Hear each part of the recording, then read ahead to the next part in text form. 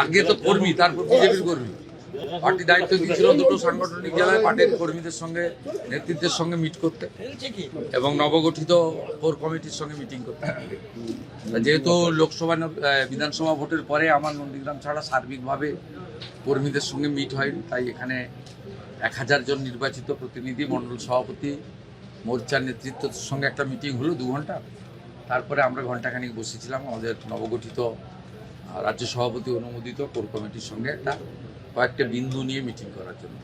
তাতে আমি কিছু বিষয় বলেছি, আর আমাদের প্রদেশ থেকে যিনি এসেছেন সাধারণ সম্পাদক সাংসদ জ্যোতির্ময় সিং মাহাতো দলীয় কিছু নির্দেশিকা সবাইকে নোট করিয়েছেন। বাকি মলয় সিনহা মহোদয় ধন্যবাদ দিয়েছেন। এমএলএরা ছিলেন, এমপি ছিলেন, জেলা জিএসরা ছিলেন, প্রাক্তন সভাপতি এবং বরিষ্ঠ নেতারা ছিলেন। আগে তো প্রার্থী নন্দীগ্রামে ওরা এটা বলছেন কেন? ওরা কি আমি বলিনি তো, কোথায় কোথায় দেন? না না, আপনি মিসকোট করেছেন। না, আমি বলেছি স্থানীয় স্তরের নির্বাচনে কালীঘাট তৃণমূল বলুন আর ঋত তৃণমূল বলুন, দুপক্ষরই বেহাল অবস্থা, লোক পাবেন। আমি নন্দীগ্রাম নিয়ে কিছু বলিনি। নন্দীগ্রাম নিয়ে কি আপনাদের কিছু দ্বিধাদ্বন্দ্ব আছে নাকি?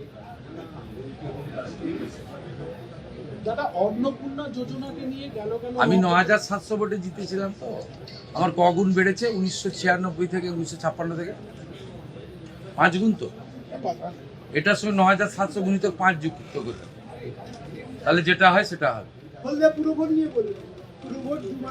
আরে এখানে এগুলো নিয়ে কেন চর্চা করছেন আপনারা? এই জেলাতে এগুলো নিয়ে কেউ চর্চা করে নাকি?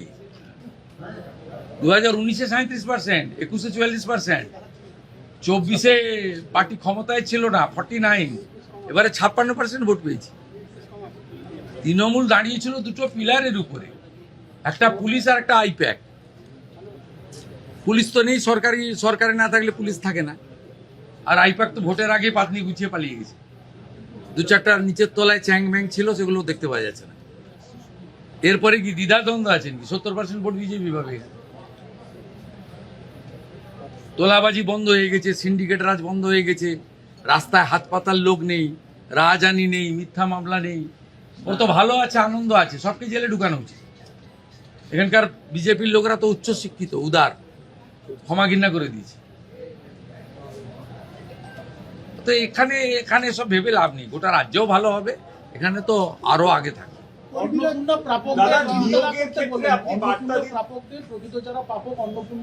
ভিতরে কি বলেছে আপনাকে বলবো? কাউকে চিন্তা করার কোনো কারণ নেই। 500 টাকা লক্ষ্মী ভান্ডার দিতে গিয়ে 9 মাস লাগিয়ে দিয়েছে। 1,20,00,000 লোককে তো 1.5 মাসে দিয়ে দিয়েছে। বাকি যারা যোগ্য তারা পাবেন, অযোগ্য থাকলে বেরিয়ে যাবেন। ভেরিফিকেশন 30-8 অবধি চলবে। প্রত্যেকটা বিধানসভায় গড়ে 35 থেকে 40,000 মহিলারা পেয়েছেন, তারা আমাদের ধন্যবাদ দিচ্ছেন। মোদিজির নামে জয়ধ্বনি হচ্ছে। বাকি যদি প্রয়োজন হয় আরো 2,000, 5,000, 7,000 প্রকৃত প্রাপক থেকে থাকেন, পাবেন। নিয়মের মধ্যে পাবেন, নিয়মের মধ্যে পাবেন। সরকারি অর্থনৈতিক স্কিমে প্রত্যেকটা জিনিসের নিয়ম থাকে।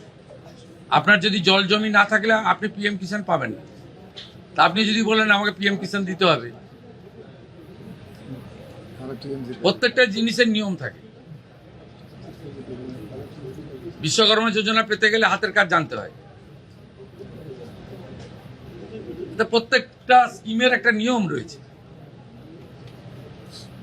আয়ুষ্মান ভারত 70 বছর পেরিয়ে গেলে সবাই পাবেন।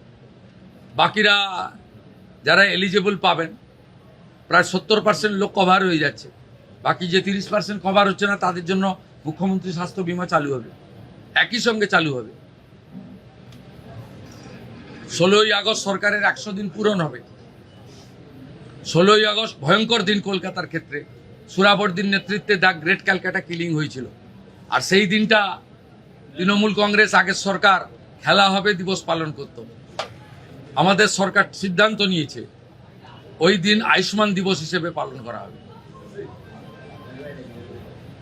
ওই দিনই জানতে পারবে। অতএব আপনাদের চিন্তা করার কোনো কারণ নেই।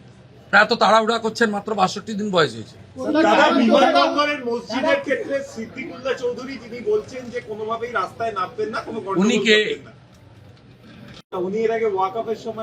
জাতীয় নিরাপত্তা, বিমানবন্দরের নিরাপত্তা অগ্রাধিকার পাবে।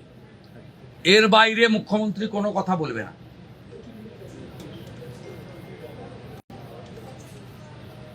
উনি খুব নরম নরম কথা বলেছেন।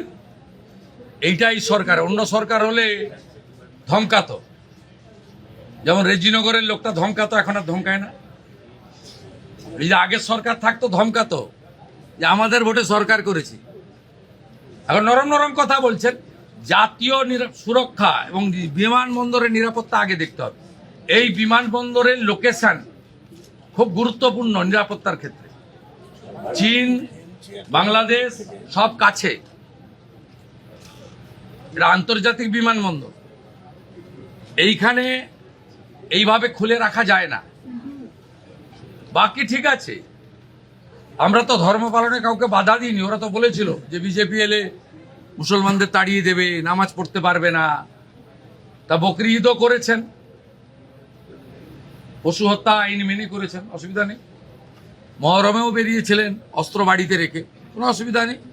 ভদ্র থাকবেন, আইন মেনে চলবেন, ডিজে থেকে দূরে থাকবেন, নিজের ধর্ম নিজে পালন করবেন, অন্যর কানে গিয়ে ফুফু করার দরকার নেই।